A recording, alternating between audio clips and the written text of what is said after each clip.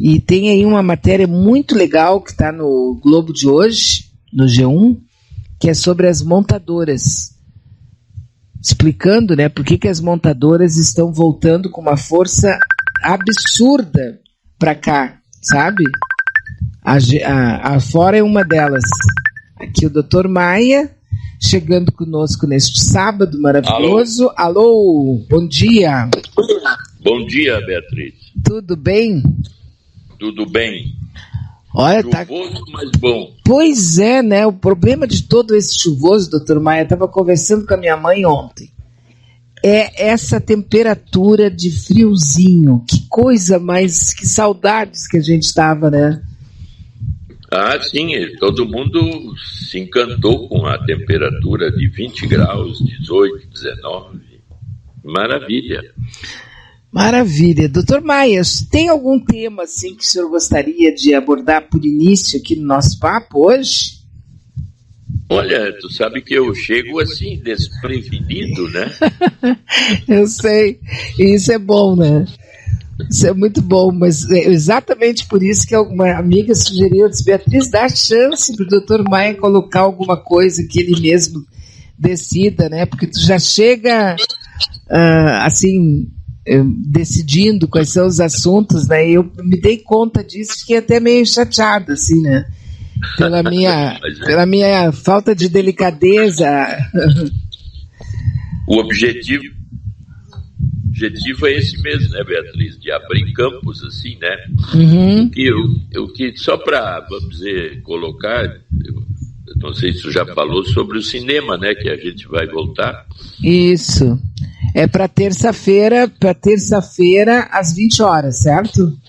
Isso, terça-feira seria que vem os embalos de sábado à noite.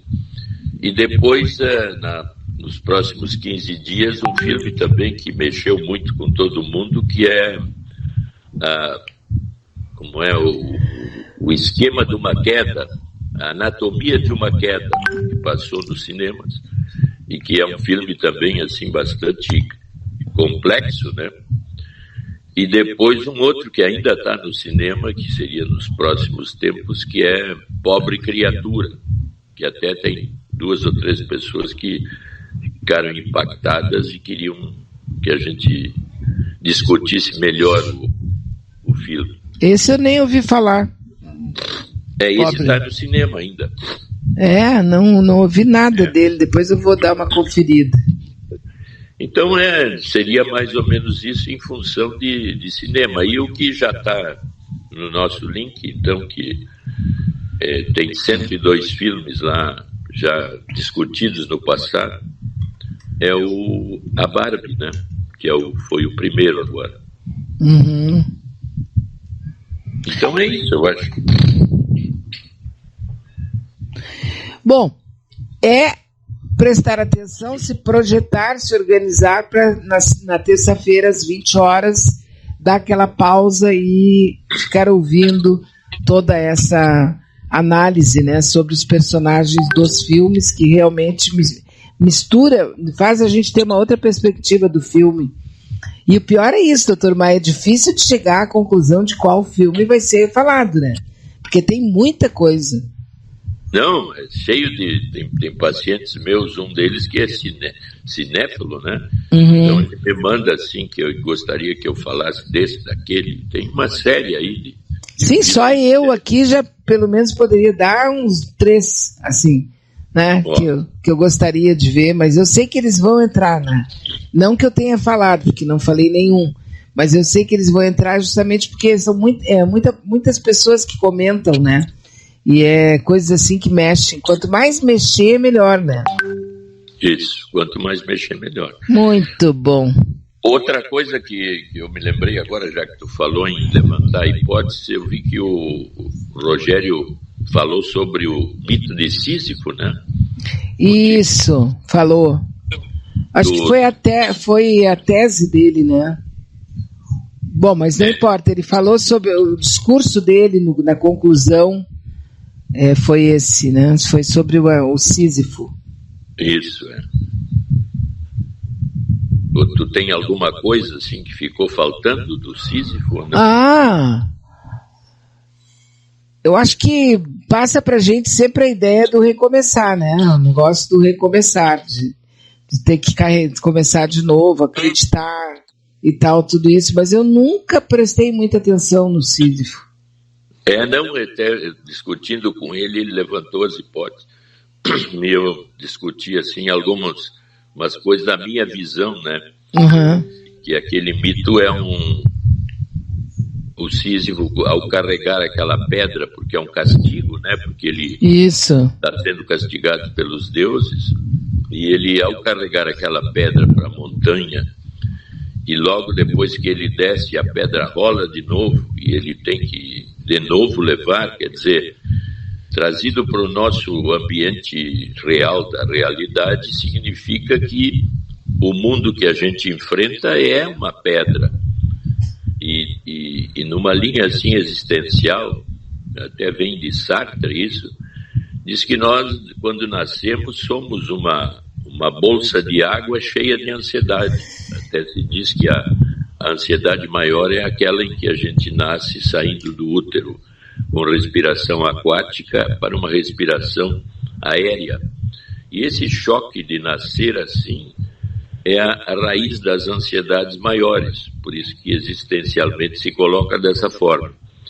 Então o existencialismo diz que nós não temos centro nenhum, nós entramos no mundo e ao entrar nesse mundo a gente encontra aí o seu centro, quer dizer, todos nós deveremos criar algo que seja um centro em relação ao mundo que a gente investiu e vive. E esse mundo é cheio de problemas e dificuldades, ansiedades, depressões, angústias e principalmente problemas existenciais, que nós temos que criar, então, algo em nós que a gente chama de autoestima, eu narcísico, em que eu lido, então, com a realidade e criando gradativamente numa vida cheia de significados um caminho. Então, voltando para aí, juntando com o Sísifo, essa ida, vamos dizer assim, até a montanha, levando a pedra com esforço enorme, a gente diria que o Sísifo, ao descer, o olhar do Sísifo encontra algum sentido nessa repetição constante até a morte, vamos dizer assim, de nós, né? Um sentido existencial de vida cada vez mais profundo. E, na realidade, a pedra é a coisa mais estável da natureza. Até me lembro que eu, aqui no Vingue Agrícola, há muitos anos atrás, eu estava ali comprando, eu não sei bem o que, uma muda de alguma coisa, e vi uma pedra. Uma pedra? Quilos. Uma pedra que estava ali. Fazendo, sei lá, algo assim que aquela pedra estava ali, não estava representando nada. Mas eu olhei para a pedra e me apaixonei pela pedra. E aí perguntei, mas eu queria a pedra. Ele disse, como a pedra? Não, faz um preço que eu levo a pedra. E a pedra pesa 45 quilos e parece seixo de rio, ela é bem lisa, assim, de marrom, né? Então, a pedra do Sísifo seria a pedra da nossa vida, em que, na medida que eu desço a montanha, eu ganho o poder de um escultor, e ao esculpir e abrir dentro dessa pedra um caminho que é descobrir o meu centro, o meu caminho, eu, como escultor, vejo na pedra um sentido da minha vida ao esculpi-la, trabalhando o tempo todo nesse caminho de ir e vir. E ao esculpir e descobrir na pedra o meu centro, eu tive realmente uma vida com significados e com sentido. Então, eu acho que eu acrescia discutindo com o Rogério esse sentido de que eu, para viver bem a vida, eu tenho que ser um artista, e no caso, um escultor da minha pedra para ela ter significado para mim. É mais ou menos isso, Beatriz. Não, e é interessante essa fala, assim, né? Agora, porque pessoalmente, né, eu acho a repetição, e eu sei que ela é a única coisa que a gente tem, é meio que uma maldição, né? Tudo se repete. Tem dias que tu encara de uma boa, né? Vou ter que pegar aquilo de novo, vou ter que fazer aquilo de novo, não sei o quê. Tudo numa boa, mas tem dias que essa pedra pesa pra caramba, né? Exatamente, E nesses dias é que eu deveria ter a capacidade artística de ser criativo, imaginar o que pode existir nessa pedra e estar disposto a intuições que me resolvam os problemas e eu entenda de alguma forma o sentido naquele momento daquela situação na minha vida, ou busque um caminho alternativo, ajuda, enfim, eu estar sempre disposto a que aquele lugar estranho, ao mesmo tempo que é estranho, agressivo e provavelmente negativo, tem na sua negatividade uma positividade junto. Porque todas essas linhas positivas que a gente chama então de autoestima, de ter prazeres, de buscar isso e aquilo, tem um lado negativo que é o chamado narcisismo negativo, que é toda a linha sadomasoquista, onde o prazer oculto é parecido com o prazer aberto do sentido maior, onde, bom, isso aí dá prazer, dá isso, daquilo. Mas certos relacionamentos, até eu vi que tu falou o último deles, ela apanha e diz que as portas que batem e tudo mais, há um relacionamento negativo, que a gente chama de narcisismo negativo, onde o prazer é negativo. A maioria das pessoas tem dificuldade de entender prazeres negativos. São todos aqueles que se mantêm em situações mais agressivas, problemáticas, que a gente não entende, porque a gente entende que a vida deveria ter um caminho aberto, bonito, cheio de luz e de encaminhamentos. E, na realidade, nós o tempo todo estamos lidando com dois níveis, a pulsão de vida e a pulsão de morte. A pulsão de morte aparece como agressividade, como negatividade, mas ela, dentro dela, tem também um prazer oculto que a gente chama os prazeres negativos da existência ou da vida, que aparecem em todas as coisas ruins e horríveis que tu pode imaginar, que seriam todos os tipos de perversão, de vivências ocultas, de loucuras. Este é o lado em que os dois se misturam o tempo todo. Uhum. Não, e é interessantíssimo porque a gente não tem, às vezes, a pretensão é dizer, não, eu sou assim, eu me conheço. Mentira, né? Porque, na verdade, ninguém se conhece. Esse espelho aí na casa dessa pessoa deve estar bem nublado, né? Está totalmente nublado. Quanto mais eu me conheço, mais eu percebo que eu não sei quem sou, né? Porque de vez em quando salta alguém, uma parte minha, assim, do nada, se apresenta, que eu não conhecia. Agora tu imagina os outros me vendo. Sabe menos ainda, né? Isso, e tu viu, tu usou uma metáfora interessante. O mundo é desconhecido para mim o tempo todo lá fora. Como é que eu sou tão conhecido internamente se o mundo externo é sempre surpreendente? Então, como dizem as pessoas, onde é que tu ganha conhecimento de ti no mundo externo? É o conhecimento do mundo externo. E onde é que eu consigo conhecimento do mundo externo?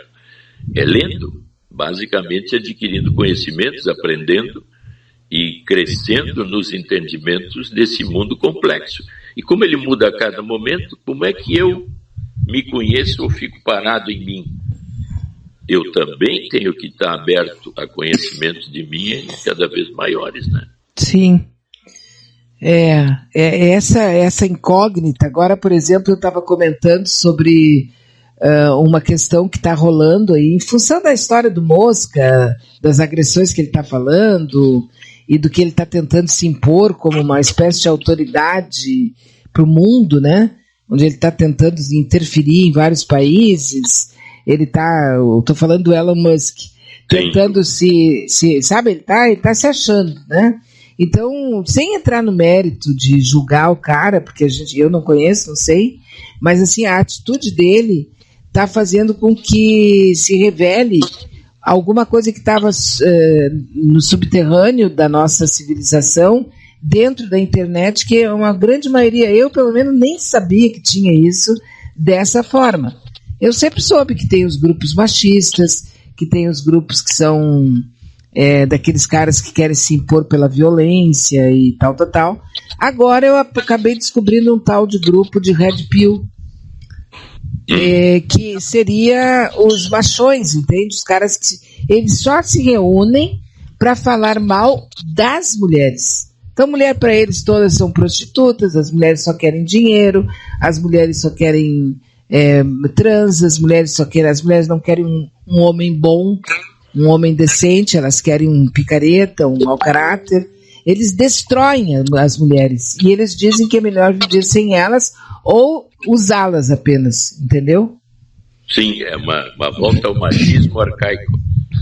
Pois então, aí, doutor Maia, eu até coloquei aqui para a gente ouvir no começo do nosso papo um homem falando a respeito disso. Porque eu não queria falar, né? Porque analista de Bagé sabe como é que é, mete os pés mesmo, né? Então, eu não queria, mas claro que depois eu acabei falando o que eu penso, porque o objetivo é esse, né? A gente trocar ideias. Mas assim, ó, quanto mais frágil um homem quanto mais medroso, mais cagão, mais tudo M mesmo, mais ele é machista, mais ele é gritão, mais ele quer ganhar no grito, mais ele faz, porque ele se sente frágil. E quando ele vê uma mulher, eu acho que ele sente um ódio da mãe dele, sei lá, uma coisa do tu não manda em mim, sabe? Uma coisa bem parecida com isso, assim, de moleque, tu não manda em mim, eu faço o que eu quero. E aí bate a porta, sabe? Quanto mais o homem é gritão, mandão e poderoso e dá pontapé e chuta a porta, mais frágil ele é. Mais medroso ele é.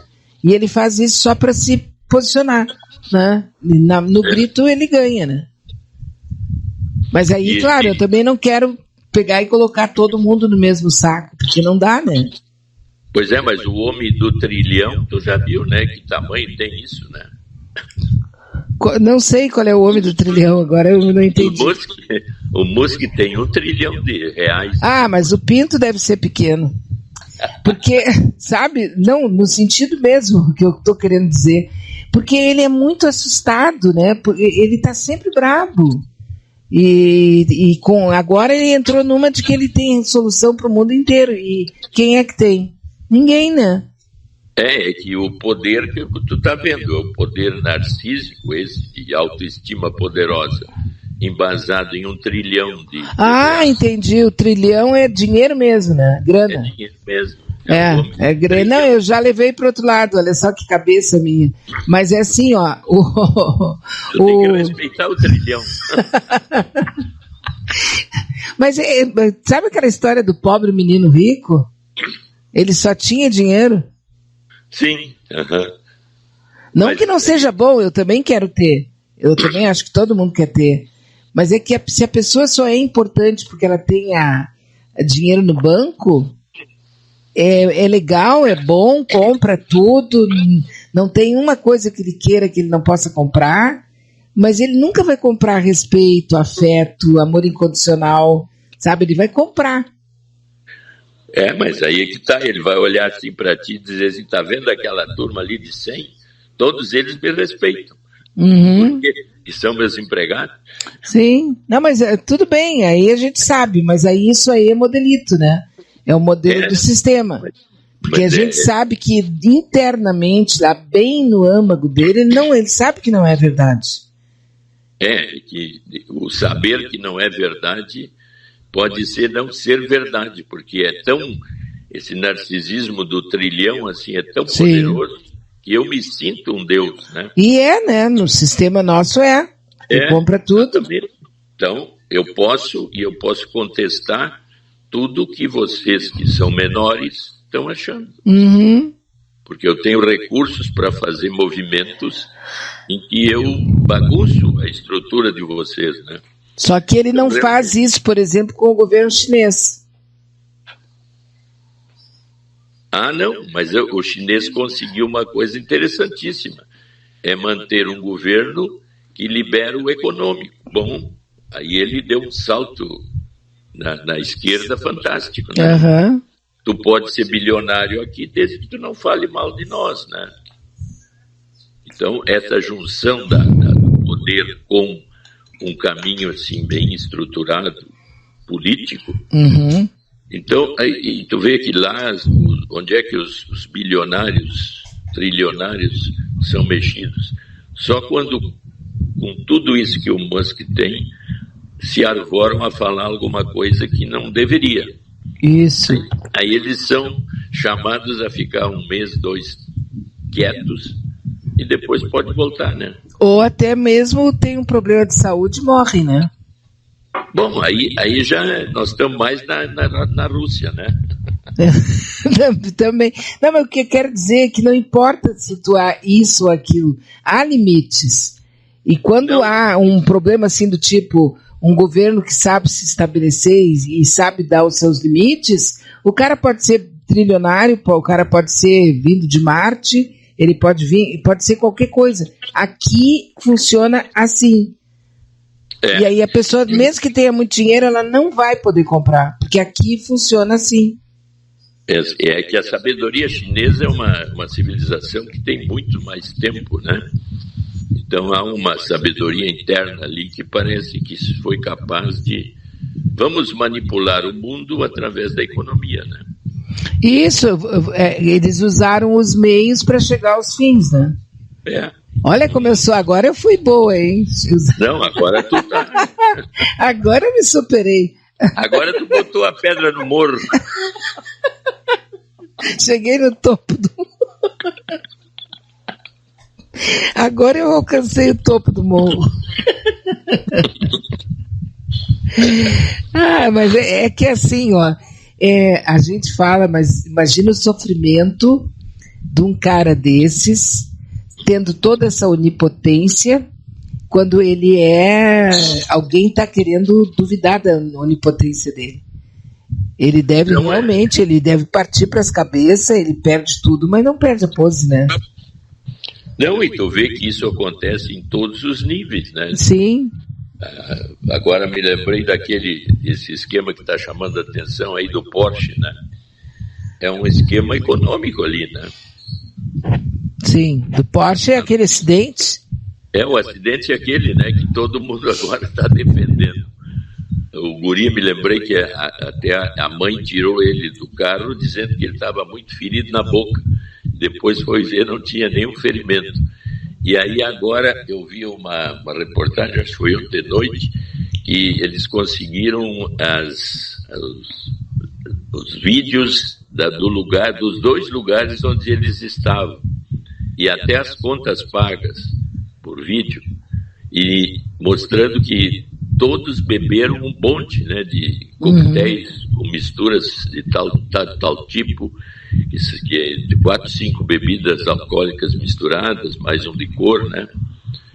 E todo mundo dizendo que não beberam, né?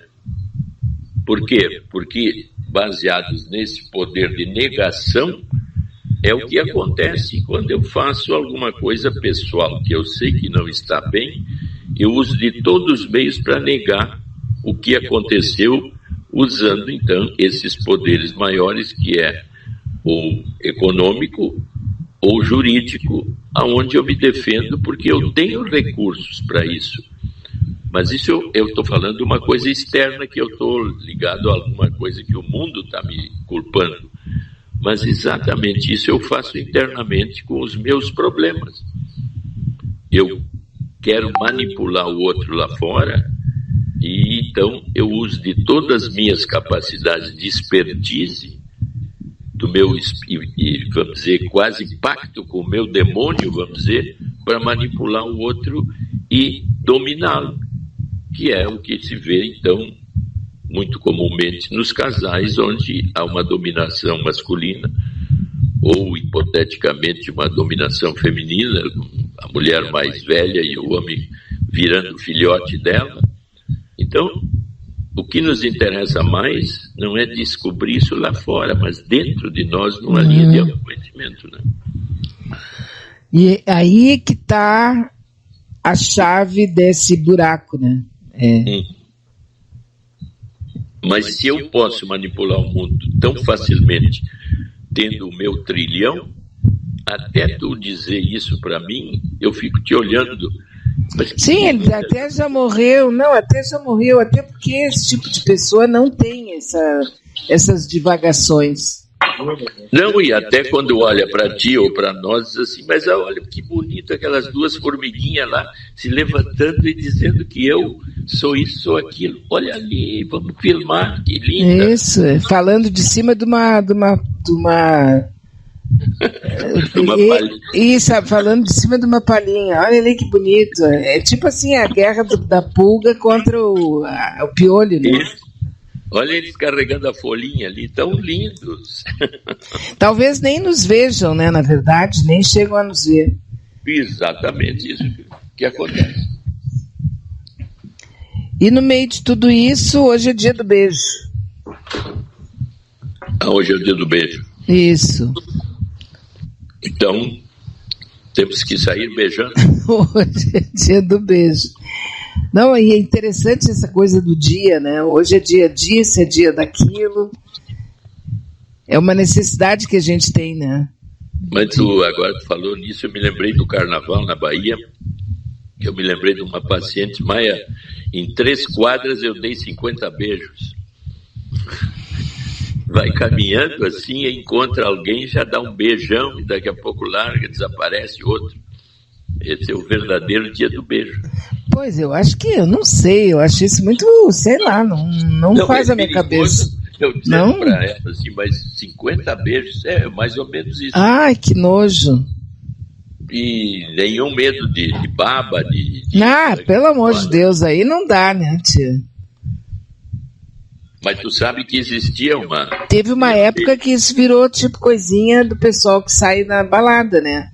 Hoje isso, eu saí na balada, aí eu beijei tantos, era uma coisa meio assim. Tinha uma modinha no passado. Isso. Mas é que como a gente é do século passado e sempre acaba se dando conta disso, né? Tu é da metade do século passado, não tem como a gente entrar nessas vibes novas assim, né? Não, é que eu acho que a Covid acabou com essas intimidades, né?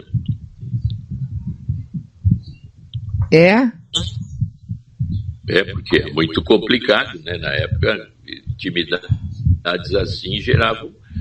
E hoje em dia a gente está com muito medo dessas pandemias que podem se repetir. Agora tem a dengue, né? Mas eu tenho a impressão que lá mesmo, onde as coisas acontecem, não. Sabe? Naquela festa do funk, naquela festa do pijama, sabe aquelas festinhas onde acontece de tudo? Tem a impressão que não. Não, aí pode ser que esteja mais aberto, mas o que eu digo que inibiu muito isso, que era antes mais comum, né, foi as doenças, as pandemias, né?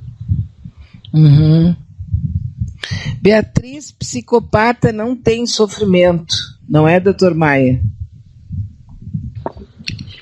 O psicopata ele tem uma capacidade, porque uma das coisas que quase todos nós temos é a famosa culpa, né?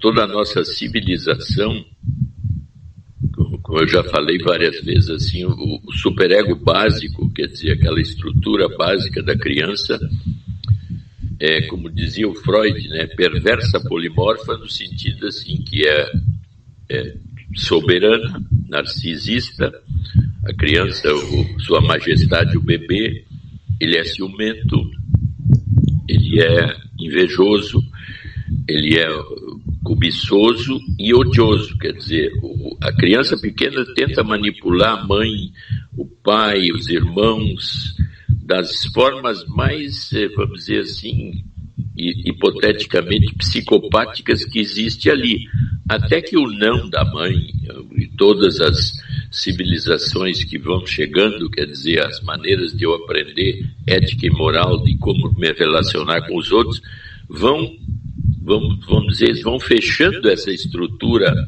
mais arcaica de uma forma em que eu começo a entender que para lidar com os outros eu tenho que ser empático, tenho que levar as coisas com humor, tenho que entender que tem ética, que tem moral. Então, essa estrutura básica que o Freud lá no passado chamou de perversões polimorfas que nos habitam, elas desaparecem. Aliás, a gente vê muito, e por que gosta tanto de filmes? Nos filmes. Os filmes aparecem bem esses lados perversos aí dentro do adulto. Mas se eu, de alguma forma, não for educado o suficiente e vejo que a minha expertise, que a minha capacidade de manipular o outro é muito boa e eu sou inteligente para fazer isso e ganho com isso, eu começo a ter traços que são evolutivamente psicopáticos e cada vez mais capaz de manipular o outro e o mundo que eu estou crescendo e comandando. Então a minha culpa vai ficando quase zerada, porque se eu consigo objetivos bem concretos, eu consigo dinheiro, consigo manipular, eu daqui a pouco sou chefe. Cada vez eu sou um político que estou crescendo cada vez mais. Por que eu não posso fazer um acordo com aqueles caras lá que parece que é uma milícia? Por que eu não posso... as drogas são uma fonte de renda fantástica. Por que eu não posso... O jogo do bicho é interessante. Vem cá, por que essa trama... E aí as culpas de fazer isso são zeradas dentro de mim, porque o que eu ganho é muito superior ao que dizem que é o correto e o certo. E como eu estou capaz de manipular cada vez mais o poder que eu cresço e vou aumentando, a minha psicopatia tem um efeito de retorno fantástico. Por que eu vou dizer ou ter fé no outro e fazer isso ou aquilo que dizem que é o correto? Se eu estou ganhando muito mais não sendo assim e ganhando poder para me proteger cada vez mais. Então, tu vê que a culpa aí é quase zero, porque eu estou sempre preparado para manipular o que acontece de errado. Então, o psicopata é um cara que pode ganhar um nível alto durante muito tempo de vida e quando tiver que enfrentar qualquer tipo de culpa ou coisa parecida, os recursos que eu já adquiri e a possibilidade de me defender nessa zona oculta que eu criei para mim e não estou dando bola nenhuma para crítica de quem quer que seja, então eu estou por cima da carne seca. Sim. Então tu vê que é um modelo altamente sedutor, né? Dependendo da criação que eu tive. Sim. Doutor Maia, tem uma pessoa aqui que está contando algumas coisas assim, pessoais e tal, mas ele, na verdade, ele está falando sobre a questão de nomes, tá? Ele decidiu que o nome da filha que ele teve há 50 e poucos anos, ele está com 79, segundo ele está contando aqui. Ele decidiu que o nome da filha seria Maria Francisca. Mas os pais da mulher dele eram os que nos sustentavam na época. E aí eles decidiram que o nome da filha seria um nome religioso. E colocaram o nome da filha de Espere em Deus. E a filha cresceu. Eu não sei, estou achando que isso aqui é brincadeira, né? Que a filha cresceu, porque ninguém vai botar o nome do filho de Espere em Deus e vai sair. É que naquela época aceitavam nos arquivos, né? Nos registros. Coisas estranhas na época. Porque Espere em Deus Gonçalves Ribeiro. Também tá. Mas ela nunca foi chamada assim. Mas na escola tinha o nome dela. E ela me culpou a vida inteira por isso. Estou contando apenas como um dado estranho. Como o nome interfere na vida de uma pessoa, não é, doutor Maia? Não, o nome tem poder incrível, né? Assim, tanto de ridículo como de estranho, né? No caso, esse espero em Deus, quer dizer, parece assim que eu dediquei a outra pessoa a um mito pessoal meu, uma coisa religiosa minha, e eu jogo na pessoa uma coisa que é minha, querendo, vamos dizer assim, manter algo que é meu, que deveria ser a minha fé, mas restrita a mim, sem pensar no futuro e no efeito desse nome na pessoa, tendo que usar isso, entrando em zonas enfim, zonas ridículas, né? E de gozação até. Quer dizer, como se... Aí é que aparece o que eu estava falando antes, a onipotência. A minha onipotência é tão grande e tão densa que eu sou capaz de definir destino de outras pessoas, né? Como um nome absurdo. E vai criar um grande problema para aquela pessoa a vida inteira. Então, mas é aquele momento da onipotência, né? Tu vou escolher o nome do meu filho, daí eu quero ser criativo, eu quero fazer homenagens, quero uma série de coisas, quando tu desrespeita o ser humano que está chegando ali, né? Totalmente, porque eu estou interferindo no futuro de um outro ser, que eu deveria entender como alguém que eu estou colocando no mundo, como alguém para ganhar este mundo de uma forma mais positiva possível. Por mais que seja, vamos dizer, obsessiva essa conduta do pai ou da mãe, deveria ter alguém próximo que dissesse, não, mas olha, é um problema que tu está criando para ele e te satisfazendo à custa de um problema sério para outra pessoa, né? Aí eu fui rapidamente aqui procurar quais são os nomes mais estranhos do Brasil, nomes que foram encontrados aqui. Segredos do Mundo é o site, tá? Só para identificar aqui, Segredos do Mundo, o site. E aí tem ali uma página de curiosidades, né? Os 348 nomes mais estranhos registrados no Brasil, porque eu até fui ver se eu achava esse, né? Não achei ainda. Porque é muito estranho, se bem que tem que se calcular o seguinte, até uma lei proibir, o que o pai chegasse lá no cartório e decidisse colocar, ninguém podia impedir, né? Não, teve uma época que... Até o dia que veio a tal da lei, que nomes estranhos e tal não pode ser colocado, né? Porque senão as pessoas parecem que bebem antes de ir lá e fazem coisas terríveis, né? Por exemplo, aqui eu estou achando Cafeaspirina Cruz. Xananeco Vargas da Silva. Colapso Cardíaco da Silva. Meu Deus. Agora tu vê tu crescer com um nome desse. Deusarina Vênus de Milo. Deusarina. Drágica Broco. Heraldon Clobes. Isso aqui é mistura, viu? É mistura. Eu conheci uma menina que misturaram o nome do pai e da mãe, que eu nem vou falar porque ela deve estar nos ouvindo até. Mas a coitada viveu uma tragédia na vida dela, né? Por causa da mistura. Óbvio que todo mundo conhece ela por apelido, né? Claro. Há outro nome aqui, ó. Fridundino Eulâmpio. Como é que um pai... Fridundino Eulâmpio. Como é que um pai tem coragem de fazer isso com uma criança? Gengis Khan Camargo. Honesta Honestina Maria de Souza. Essa foi picareta quando cresceu, né? Que coisa impressionante. O que fazem os nomes estranhos, né? Karl Marx Pacheco da Silva.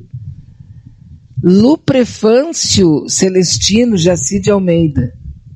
Luiz Tripador. Magnésia Bisurada. Magnésia Bisurada do Patrocínio. Barbaridade. Gente, olha o que abriu aqui o campo, até vou fechar, porque a gente fica meio emocionada, né?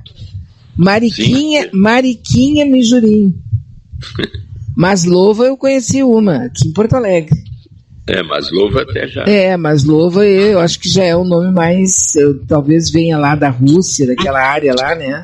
Não, lá existe esse nome. Olha só, Orlando Modesto Pinto. O outro nome, Otávio Bunda Seca. Não, Bunda Seca. Não, mas é separado, né? Sim, claro. Que coisa séria, meu Deus. Radigunda. Acabou, eu vou fechar. Não dá. Radigunda. Agora, existe um ódio do filho nisso aqui? Não, eu acho que essa onipotência que nós falamos, né? Eu penso desse jeito e há uma espécie assim de cultura negativa nesse tipo de pessoa, né?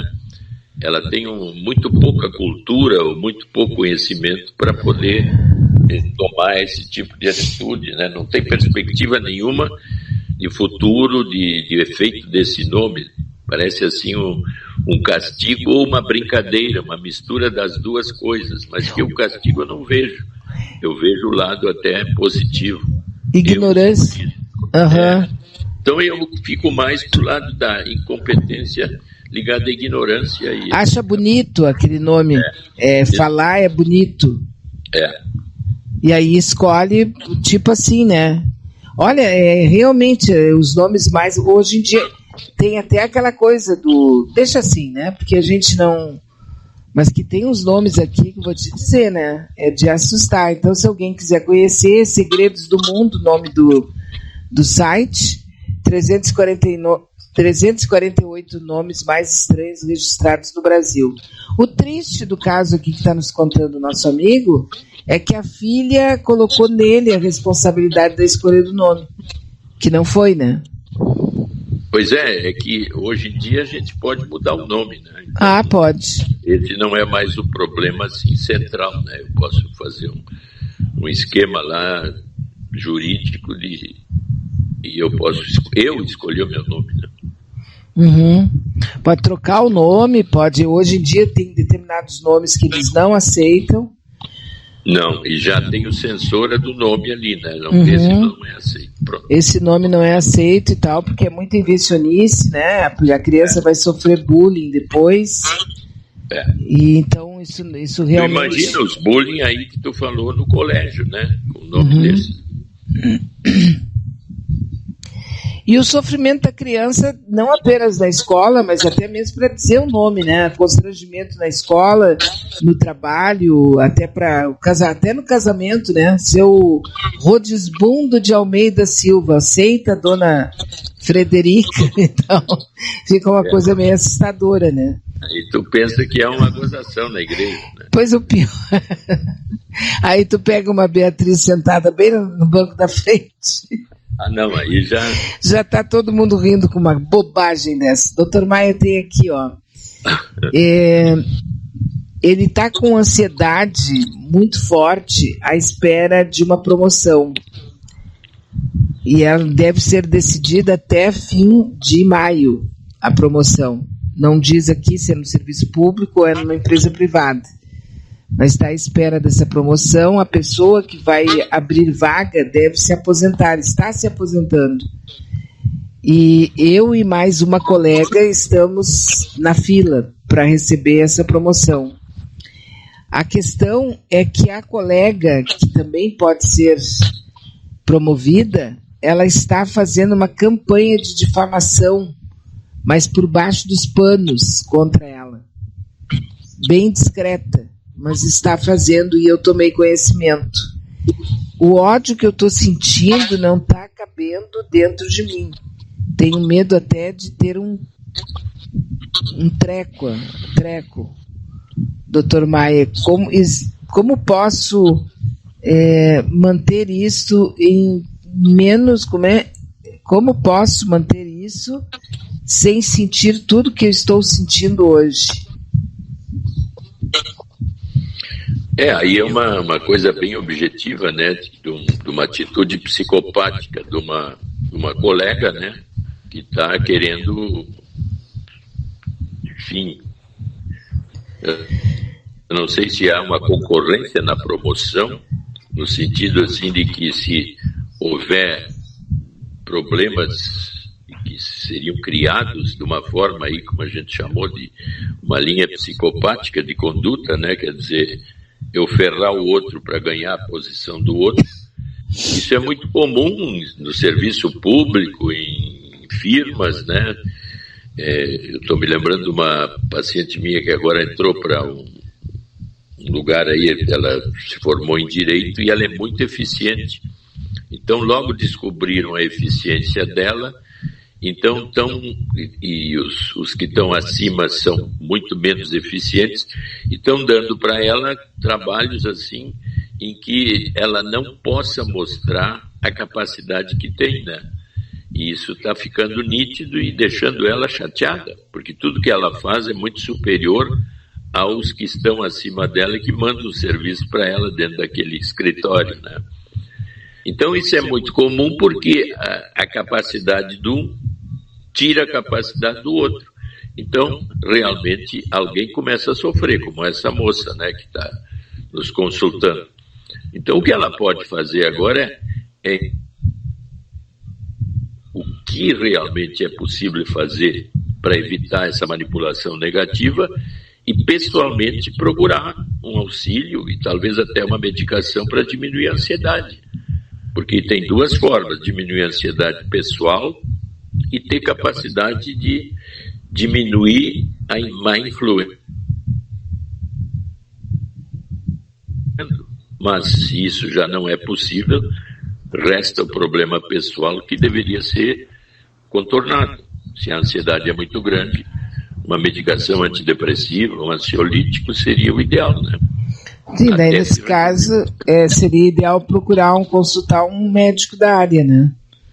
Porque aí ela vai ter um apoio pessoal, já que no contexto mais objetivo que a outra está fazendo tudo para que ela perca essa promoção, ela teria que descobrir meios também de contrapartida, mas isso às vezes é muito difícil porque o outro já fez o que não devia ter feito, né?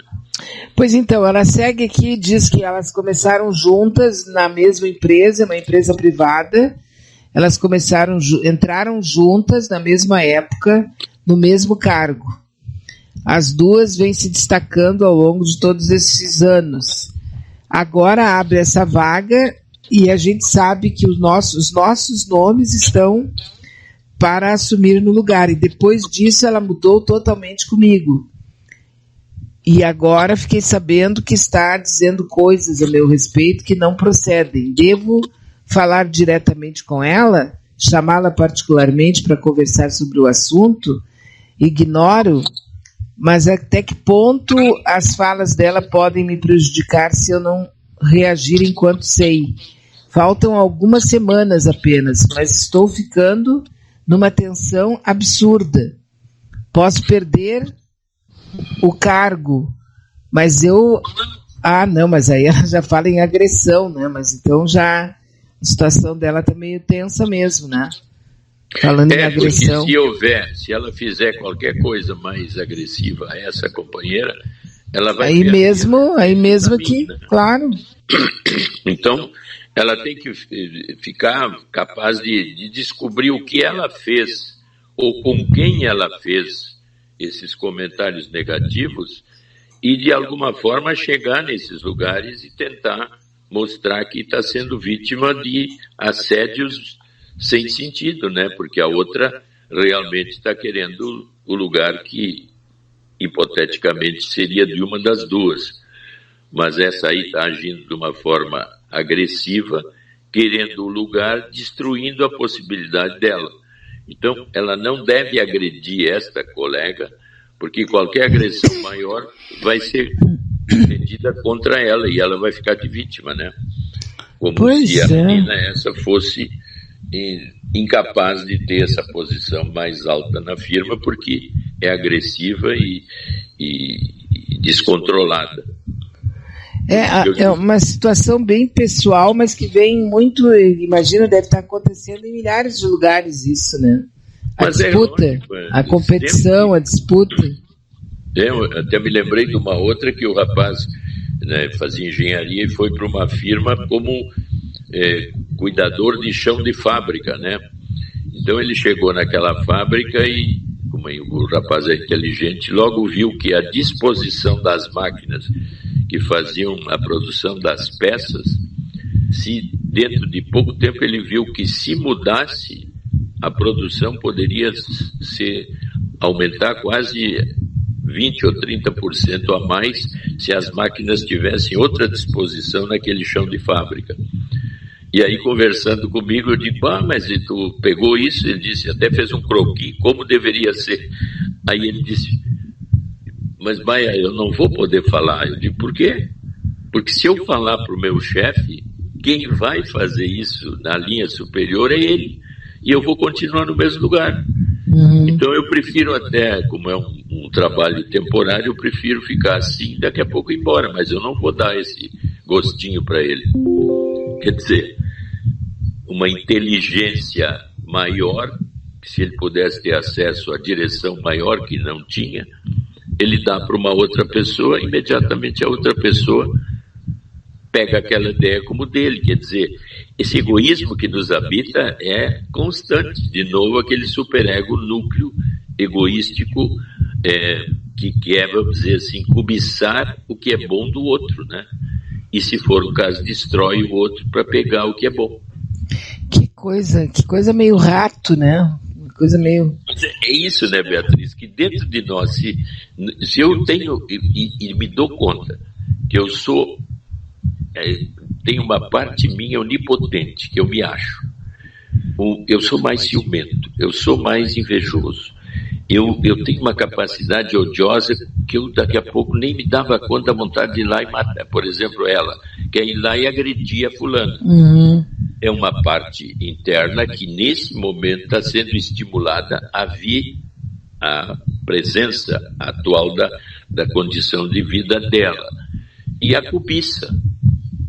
Esses 5 elementos aqui, mais os afetos negativos, são a base do narcisismo negativo, onde eu sou tão eficiente como no narcisismo positivo.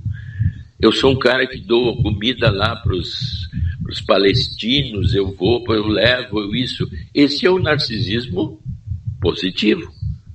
Mas e o terrorista? Por que ele tem prazer em criar ou entrar num auditório lá na Rússia e dar tiro em todo mundo? Tem um prazer negativo aí, equivalente ao prazer positivo.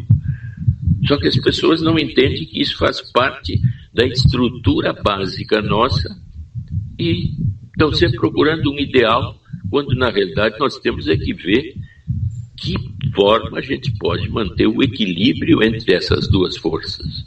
Porque elas estão sempre se degladiando. Sim, estão dentro de nós, né? Estão dentro de nós. E aí tu encontra um álibi, tipo uma religião, tipo um cargo para poder... Isso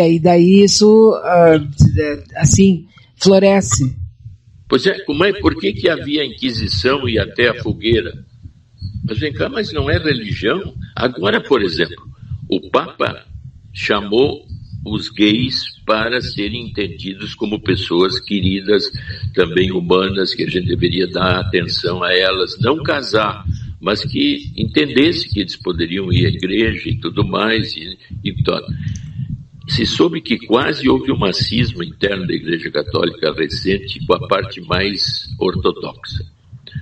Aí, agora, o que o Papa disse, eu acho que até para compensar isso, que uma pessoa que fizer a castração para trocar de sexo é considerado um ataque à humanidade. Quer dizer, o que está acontecendo hoje é que muitas pessoas querem trocar de sexo porque são trans. E isso, na visão da Igreja Católica, é um ataque à humanidade. Quer dizer, o radicalismo pode aparecer até no lado bom. Porque a minha fé me diz que eu não devo ir por esse caminho. Mas eu não posso entender que o mundo é tão complexo que qualquer caminho está sujeito a gente ter que fazer desvios no caminho, porque não é o correto, ou pelo menos tem que ser mudado de alguma forma. E as cismas apareceram o tempo todo, né? A cisma protestante, e todos os descaminhos, e eu uso os caminhos que seriam bons e maravilhosos no sentido idealístico. Daqui a pouco eu posso encontrar um João de Deus na minha frente, né? Aliás, é o que mais tem, né, doutor Maia? Se tu vai, por exemplo, ali no Google e pede, né, histórias, fatos, né, registros, reportagens sobre assédio sexual ou violência sexual ou qualquer coisa do gênero envolvendo religiosos, olha, ele vai te dar umas 10 páginas de cara, com centenas de histórias envolvendo pastores, padres, pai de santo, guru e tal, vai ter ali envolvendo a questão do assédio sexual, da violência sexual. Por isso que o filósofo aquele mais conhecido, Immanuel Kant, dizia assim: a gente deveria avaliar o nível intelectual das pessoas pela capacidade de manter incertezas ou de suportar incertezas na sua vida. O que significa essa frase? Que intelectualmente eu sou avançado se eu entendo que todas as certezas que eu tenho deveriam se transformar em incertezas para ter novas certezas. E fechando com aquilo que o Sócrates fala: quanto mais sei que não sei sobre o mundo e sobre mim. Uhum. Mas essa humildade, a maioria das pessoas tem medo. Não, Maia, eu tenho uma fé, eu sei que tudo está certo. Eu sou espírita, eu sou católico, eu sou protestante, eu sou evangélico, eu leio a Bíblia, está tudo lá, como é que tu não entende? Mas está tudo lá de forma ambígua, que pode ser reinterpretada de várias formas. Não, mas a minha interpretação é a correta. Eu sou certo, eu tenho certezas. Uhum. Mas isso também te dá muita segurança, né? Mas uma segurança que daqui a pouco sim, uma porta onde eu bato e não sei abrir. Papel, né? Pode pegar fogo a qualquer momento. Pode. Uhum. Mas tudo tem alguma ligação com essa questão assim, daquilo que está guardado, contido, a questão sexual, né? Agora mesmo, a manchete aqui, Estado de Minas. Um médico de 37 anos, lotado na UPA São Benedito, em Santa Luzia, na região metropolitana de Belo Horizonte, é procurado pela Polícia Militar por importunação sexual. Olha o que aconteceu. De acordo com a polícia, ele é reincidente no crime e novo caso teria ocorrido no final de ontem, na sexta-feira, na unidade de saúde, na UPA. A vítima foi um homem de 22 anos que procurou atendimento por causa de uma dor na perna e acabou sendo levado para uma sala onde o médico o masturbou. A vítima chegou à UPA reclamando das dores, esperou atendimento. Quando foi chamado, foi levado a um consultório. O médico fechou a porta. O médico teria dito ao paciente que iria fazer alguns exames e começou apalpando suas pernas, o abdômen e a virilha. Em seguida, ele levou o jovem para outro consultório e, novamente com a porta fechada, mandou o paciente abaixar as calças. Ainda segundo o registro policial, o médico começou a apalpar a genitália da vítima, dizendo que ia passar uma pomada. O paciente estranhou, mas o médico disse que era um procedimento padrão que ele utilizava. Em seguida, passou a masturbá-lo. O paciente reclamou e o barulho alertou uma funcionária da UPA que olhou por debaixo da porta e viu o que estava acontecendo. O médico abriu a porta. Com a reação do paciente, o médico abriu a porta, saiu fugindo, correndo da UPA. O caso foi registrado na delegacia de plantão da área e o médico agora está sendo procurado. Quer dizer, o que leva uma pessoa a fazer uma coisa assim tão insana? A obsessão da sexualidade, por isso que ele colocou, né, como perversos polimorfos, quer dizer, as formas de perversão na linha da sexualidade são polimorfas, quer dizer, vários tipos de busca de prazer sexual de toda a ordem, né? Isso aí é uma coisa comum e geralmente é segredo altamente guardado, pessoal de cada um, né? Mas cada um de nós tem os seus segredos erotizados e de caminhos sexuais os mais diversos que tu pode imaginar, né? Por que aqueles livros os 50 tons de cinza fizeram tanto sucesso, né? As linhas pornográficas e toda a literatura pornográfica, e agora filmes pornográficos, têm um mercado fantástico. Porque todo mundo tem, nesse nível mais profundo, escondido, uma zona perversa que a maioria das vezes está controlada, mas de vez em quando surgem esses eventos em que o poder que eu tenho, no caso médico, e a maneira de eu encaminhar o exame é para minha satisfação, usando o paciente como objeto de prazer, né? É uma compulsão, assim. Então ele, no caso dele, vai ser preso, vai pagar fiança, mas vai repetir isso provavelmente em outros lugares, né? E tem tratamento para isso? É que tratar perversões, uma das coisas mais difíceis é por causa da vergonha. Claro que tratamento tem, porque depende de mim querer me tratar, né? Mas qualquer tipo de perversão sempre é acompanhada de muita vergonha. E vergonha é uma coisa que evita que eu me abra para alguém, né? Então tu já viu que é um problema. Então, quando é um psicopata, por exemplo, ele faz sem nem se dar conta e nem tá aí. Ele faz e vai continuar fazendo, sabendo que tem que se esconder, mas ele faz. Agora, quando é uma perversão, a pessoa sente vergonha. É que o perverso também pode ser psicopata, né? Então eu não tenho vergonha, não tenho vergonha e nunca terei vergonha de fazer aquilo que eu acho que é o meu caminho.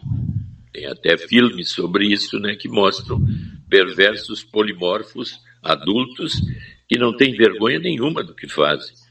E se não houver repressão de fora, a repetição é constante. Por exemplo, os assassinos seriais é uma perversão, que essa está ligada à morte e ao prazer de matar. Então tu vê que as perversões têm absolutamente uma variação fantástica, e o perverso, vamos dizer, mais capaz de fazer as coisas dentro de uma linha em que não há escândalo, não há abuso excessivo do outro, está cheio de gente que aproveita isso para fazer do seu jeito, mas sem nunca ser descoberto, né? Sim, um camarada, por exemplo, como esse do Porsche, protegido pela namorada, pela mãe e tal, ele vai matar de novo, então. Não, isso é um evento pontual. Quer dizer, provavelmente nunca mais ele vai dirigir um Porsche desse jeito ou dessa maneira. Ele vai dirigir um 147, um Fiat. Eu não sei o que ele vai dirigir. Mais barato. Eu diria que isso é uma perversão econômica. Ah, no sentido de proteger a pessoa de uma culpa real através de uma linha econômica. E ali, o econômico também é uma forma de... Aquele cara que foi preso agora, que fugiu, que agrediu ele agrediu uma mulher, foi numa ginástica lá, te lembra? Ah, sim, sei, um milionário. Milionário. Ele fez vários tipos de perversão, de estupros e coisa, até que foi preso, né? Mas a história dele de perverso é enorme. Mas por que ele conseguia esses status perversos durante tanto tempo? Pelo nível econômico, era um grande... Sim, chegava dando presentes, levando a menina para todos os lugares mais lindos, até que surgiu o monstro. Então esse é um exemplo de linha psicopática, onde eu uso o recurso econômico para me dar prazeres que são agressivos ao outro, mas que me dão prazer. O torturador, por exemplo, a pessoa que gosta de torturar o outro, sequestrar, matar. Agora, por exemplo, disse que 4 meninas desapareceram numa cidade do norte e todas elas foram encontradas com lesões, com agressões violentas. Estão pensando em um serial killer, porque cada uma foi num lugar diferente. Então, tem pessoas que têm essa capacidade tão grande de lidar com a tortura, a morte, tem um prazer muito grande nisso, e que são perversos, esses sim, polimorfos no sentido adulto, mas que todos nós, com o tempo, vamos segurando ética e moralmente os nossos intuitos mais estranhos, e aí a maioria de nós não passa por essa situação, porque a gente é capaz de manipular nossas fantasias, né? E manter sob controle. Fantasia aberta em todos nós, né? Sim, até dá para dizer que minha vida é um livro de páginas abertas. A minha vida é um livro aberto, cheio de páginas coladas. Exatamente, que ninguém pode ler, porque só eu sei. Mas eu consegui segurar minha vida sem fazer escândalos nenhum, nem abusar excessivamente de ninguém. Mas se a gente observar em detalhe, como é que se tem uma estatística que diz que a maioria, quase 90% das pessoas, se fossem flagradas num ato incorreto, estariam presas 90% das pessoas. Pois é, aí que tá, né? Eu conheci um procurador uma vez que participou, inclusive, do programa conosco, e ele disse que entre quatro paredes todo mundo é meio tarado. Exatamente, quer dizer, ele tem uma experiência nítida disso. Mas 4 paredes só está eu e o abusado. Ou eu sendo abusado. Ou aquele que concorda. Exatamente. E tem lugares no mundo que são abertos a esse tipo. Seguidamente se vê em filmes, lugares de alta, vamos dizer assim, para chegar perto tem que ter recursos econômicos, onde tudo é possível ser feito sem problema nenhum. Então, se por acaso, agora a viagem é minha, tá? Quais são o que é que a gente produz exatamente com o prazer do sexo? É endorfina? O que é? Sim, todos os prazeres da vida são vinculados principalmente à sexualidade. E depois todos os outros prazeres vinculados ao uso de substâncias que incrementem ou não a sexualidade e o relacionamento, esse que a gente chama de perverso, nos vários tipos de perversão. Né? Tá, mas aí a química produzida dentro do nosso corpo é o quê? É sempre ligada à endorfina, à serotonina, porque o corpo ganha prazer através dos hormônios, né? Isso. E eu, então, procuro os prazeres para me sentir nessas vivências intensas de prazer. Então, a sexualidade é uma das mais usadas e comuns a nós todos, né? Para mostrar que o amor é buscado por todo mundo, né? Claro. Agora até me lembrei, Dr. Maia, daquela questão da Kundalini, tão trabalhada pelos gurus indianos naquela década ali de 80, 70, que fazia o despertar da Kundalini, né? Quer dizer, é sempre, em qualquer cultura religiosa até, tu vai ver que tem esse, tipo, uma raiz, né? De todas as emoções humanas e todas as... tudo que é mais grandioso e mais perverso no ser humano, que é esse prazer imenso. Por que toda a vinculação da sexualidade, né, nas igrejas mais radicais, ou nas crenças mais radicais, estão ligadas ao demônio, às coisas do mal. Quer dizer, a luxúria é vista como um pecado capital. E hoje em dia a luxúria é vista como um prazer, uma virtude até, né? Mas na vida inteira, no passado, tinha essas radicalidades. Em Roma, tinha os bacanais duravam dias, né? Que todo mundo tinha muito prazer em comer, em beber, em sexo e tudo mais. Depois surgiam posições radicais de que o sexo é ligado ao demônio, que não deve ser, busca a sublimação, levanta o Kundalini para a cabeça e aí tu vai encontrar Jesus, vai encontrar Deus. Quer dizer, sempre uma linha contra a outra, de certa forma, né? o bem e o mal se tocando o tempo todo. Então, é o que eu digo, né? O conhecimento de que incertezas, dúvidas e problemáticas de toda a ordem sendo estudadas por nós e entendendo que é uma mistura constante o tempo todo, não tem um caminho definido assim, segue isso e tu vai conseguir chegar lá. É um caminho pessoal de cada um. Quanto mais conhecimento eu tiver de mim mesmo e desses tipos de caminhos, como tu colocou agora, o caminho da sublimação com Kundalini, renunciar à sexualidade, quer dizer, são caminhos mais ou menos, vamos dizer, éticos, religiosos, que servem para alguns, mas não servem para outros, né? Claro, mas assim,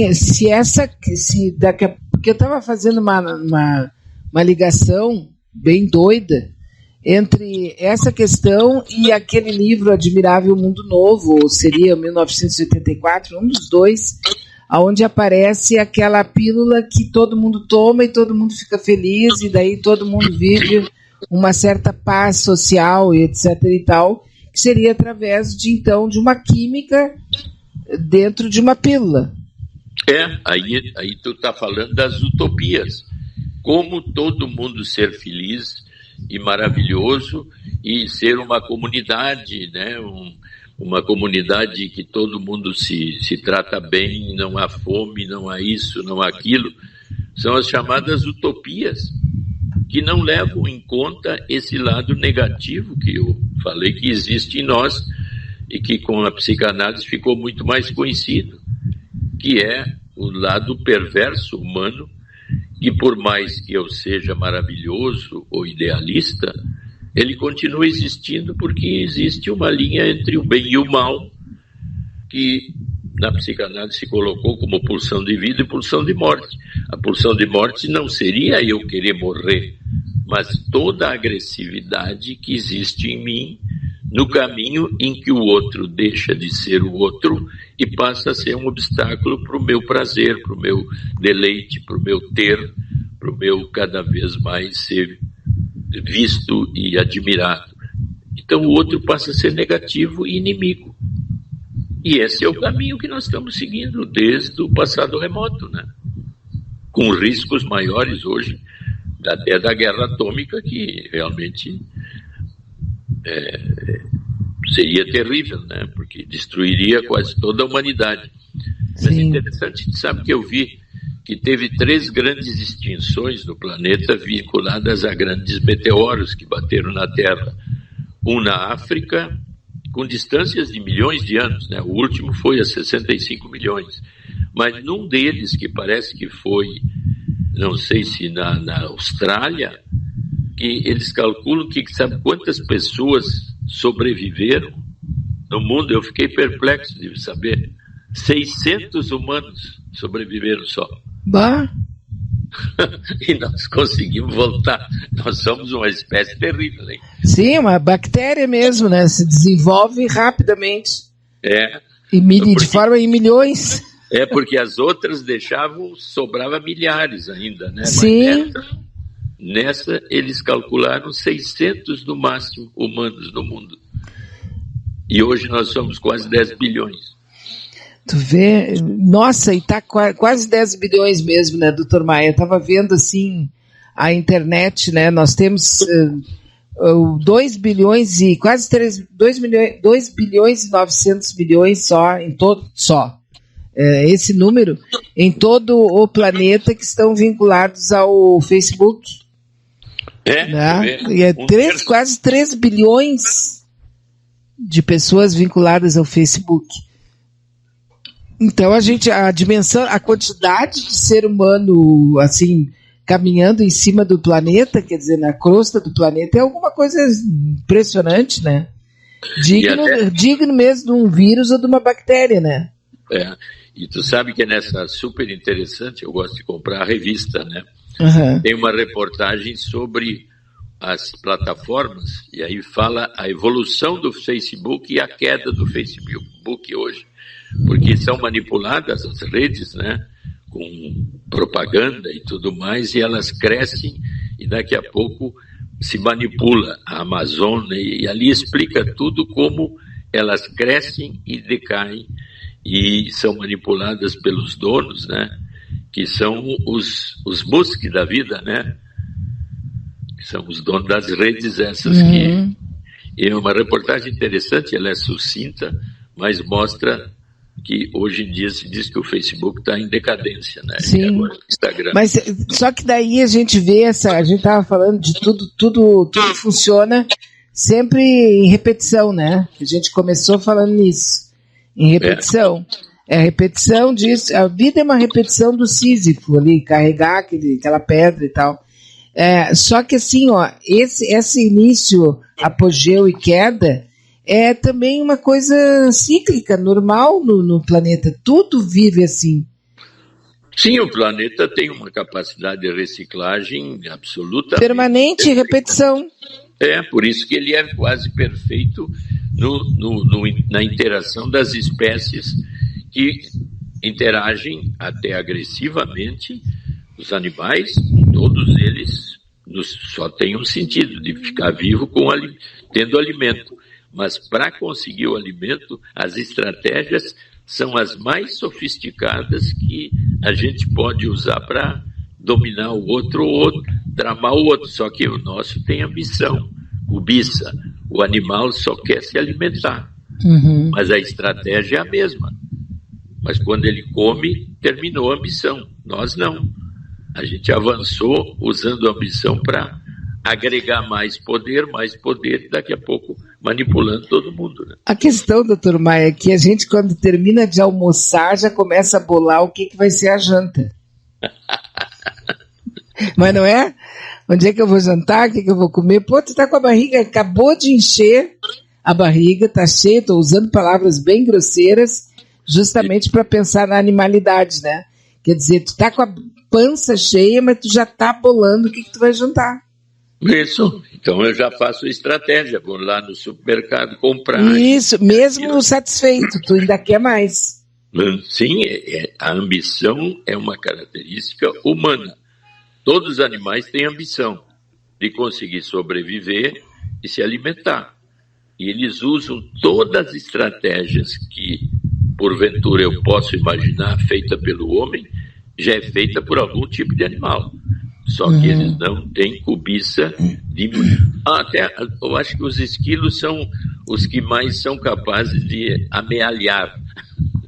Eles escondem as sementes e guardam, e às vezes esquecem, e aí então eles têm um segundo propósito, eles botam, cavam ali, e no fim as sementes germinam e nasce uma árvore.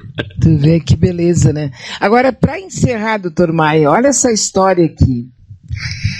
Dezembro do ano passado, a Daiane dos Santos Faria, de 34 anos, louca de ciúmes, avançou sobre o companheiro Gilberto Nogueira de Oliveira, de 39 anos.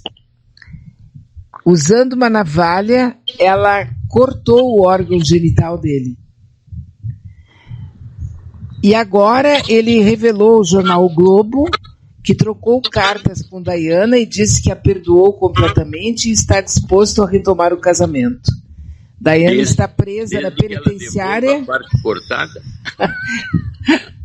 Daiane está presa na penitenciária feminina de Mogi Guaçu desde o crime onde aguarda julgamento. Na penitenciária, ela recebeu uma carta de Gilberto e respondeu relatando as condições do local e dizendo que tem vergonha pelo que fez. E pergunta se o marido estaria disposto a reatar o relacionamento.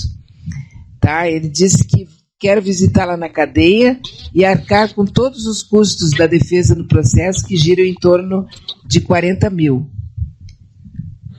Então, tu vê que quando a relação tem assim esse tipo de perversão maior, que chega à agressão física, tem um prazer oculto no tipo de relacionamento que as pessoas estão tendo.